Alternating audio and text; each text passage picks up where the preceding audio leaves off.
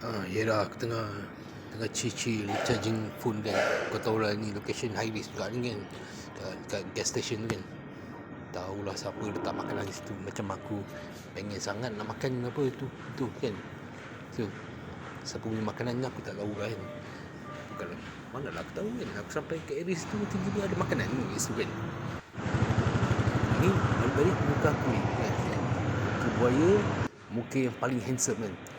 Dia punya sakit hati tu sampai ni air panas tu aku kena calibrate je kan. Ni gelas apa ni? Nanti aku tengok. Gelas warm water lah. Nanti kena cakap kan. Okay, hari ni aku kena pakai beberapa ni sebab aku kena carry hands kan. Okay, break okay.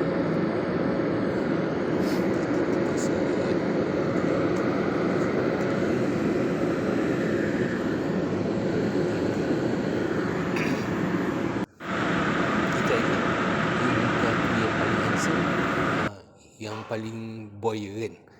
Kau tengok nanti. Itu teh tarik punya pasal lah kan. Teh tarik siapa aku pun tak tahu kan.